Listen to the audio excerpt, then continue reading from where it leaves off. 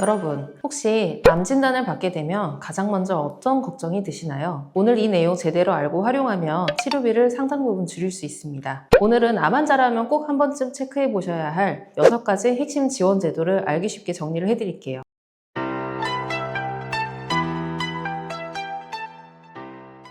안녕하세요. 보험속소 김아리입니다. 오늘 첫 번째로 살펴볼 제도는 암 환자 산정특례 제도입니다. 우리나라는 전 국민 건강보험 시스템이 아주 잘 갖추어져 있는데 그 중에서도 암과 같은 중증 질환자에게는 파격적인 혜택을 줍니다. 핵심은 의료보험이 적용되는 급여 항목에 대해 본인이 5%만 부담한다는 것입니다. 보통 일반 질환으로 입원을 하면 20% 정도를 내야 하는데 암 환자는 상급 종합병원에 가더라도 급여 치료비의 5%만 내면 되죠. 보통은 진단 내린 의사 선생님이 신청서를 작성해 공단에 등록을 해주기 때문에 환자분이 별도로 복잡한 절차를 밟을 일은 거의 없습니다. 다만 꼭 기억하셔야 할 주의점이 있어요. 암 환자 산정특례 제도는 급여 항목에만 적용이 됩니다. 즉, 의료보험이 안 되는 비급여 항암제나 1인실 비용 등은 5% 혜택을 받을 수 없습니다. 따라서 내가 받는 치료가 보험 적용 범위 내에 있는지 미리 의료진과 상의해 보시는 것이 계획적인 치료비 관리에 도움이 됩니다. 결론은 급여 치료는 거의 국가가 커버해 준다고 보시면 됩니다. 두 번째는 본인 부담 상한제입니다. 산정특례가 치료비의 비율을 줄여준다면 상한제는 1년에 내가 낼 총액의 한도를 정해주는 제도예요. 우리나라 국민을 소득에 따라 1분위부터 10분위까지 나뉘었을 때 각 소득 수준에 맞는 연간 본인 부담 한도액이 정해져 있습니다. 예를 들어 소득이 낮은 1분위인 분이 1년 동안 낸 급여 본인 부담금이 약 90만 원을 넘어가면 그 초과한 금액은 국가에서 돌려주는 방식이죠. 2026년 소득별 상한의 기준을 보면 소득이 가장 높은 10분위라 하더라도 약 843만 원을 넘기면 환급 대상이 될 수 있습니다. 다시 말해 산정특례로 1차 방어를 하고 그래도 많이 나온 비용은 상한제로 2차 환급을 받는 구조입니다. 다만 이 역시 비급여 항목은 제외가 되니 꼭 참고해 주세요.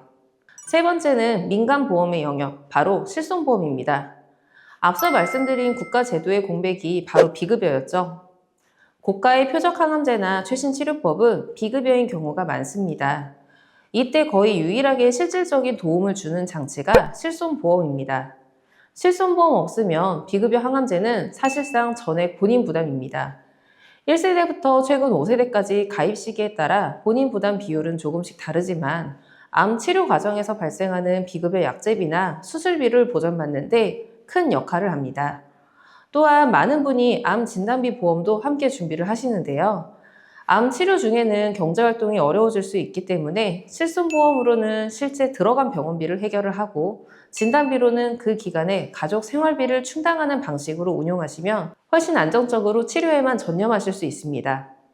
비급여는 결국 실손이 핵심입니다. 네 번째는 많은 분이 생소해하시는 제약사 환급 프로그램입니다. 제약사가 사회공헌의 일환으로 고가의 비급여 항암제를 사용하는 환자들에게 약값의 일부를 환급해주는 제도입니다. 주로 한국혈액암협회 등을 통해 기부금 형태로 지급이 되곤 합니다. 모든 약제에 해당되는 것은 아니기에 병원에서 결제하시기 전이나 상담 시에 이 약에 대해 제약사 환급 프로그램이 운영되고 있나요? 라고 꼭 한번 물어보세요. 진행 방식은 본인이 병원비를 먼저 결제한 후 필요한 서류를 준비해 우편으로 보내 환급을 신청하는 형태입니다. 다섯 번째는 재난적 의료비 지원 제도입니다. 의료비 지출이 가계소득 대비 커서 경제적 위기에 처한 가구를 돕는 제도인데요. 이 제도의 가장 큰 장점은 비급여 비용이 지원 대상에 포함된다는 것입니다. 2023년부터 기준이 완화되어 이제는 소득 대비 의료비 지출이 10%만 넘어도 신청을 고민해 볼 수 있습니다. 중위소득 200% 이하 가구라면 심사를 거쳐 연간 최대 5천만 원 한도 내에서 발생 비용의 일정 비율을 지원을 받을 수 있죠. 하지만 여기서 매우 중요한 주의사항이 있습니다. 이 제도는 중복 지원이 불가합니다. 국가 예산이 투입되므로 실손보험에서 이미 보상받은 금액이 있다면 그 금액을 제외하고 계산을 합니다. 간병비, 1인실 이용료, 미용 목적의 수술, 그리고 도수치료나 증시치료 같은 일부 항목은 지원 대상에서 제외될 수 있습니다.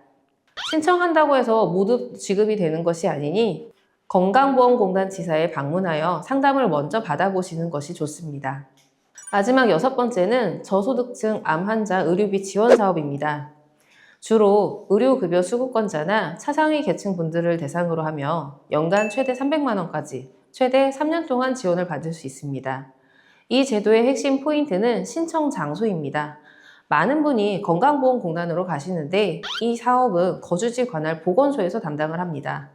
거주하시는 지역 보건소에 전화하여 필요한 서류를 문의하신 후에 방문해 보세요.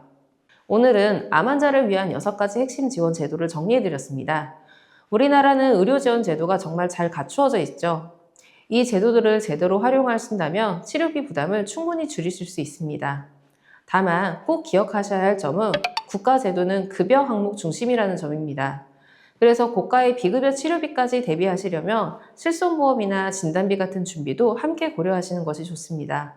제가 현장에서 상담하다 보면 치료비 걱정 때문에 가장 중요한 완치에 대한 희망을 잠시 내려놓으려는 분들을 뵐 때가 있어 참 안타깝습니다. 그럴 때는 주저하지 말고 병원 내에 있는 사회사업팀으로 꼭 찾아가 보세요. 전문가들이 여러분의 상황에 맞는 지원 제도를 연결해 드리는 복지 서비스를 제공을 하고 있습니다. 암은 이제 관리하고 극복할 수 있는 질환입니다. 정보가 부족해서 치료를 망설이는 일이 없도록 이 영상을 주변에 많이 공유해 주세요. 혹시 지금 이 상황에서 내가 어떤 제도에 해당이 되는지 궁금하시다면 편하게 문의 주세요. 오늘 내용이 도움이 되셨다면 구독, 좋아요, 알림 설정 부탁드립니다. 지금까지 보험 속속 김아리였습니다. 감사합니다. 보험 광고는 손해보험협회 광고 심의 기준을 준수하였으며 유효 기간은 심의일로부터 1년입니다.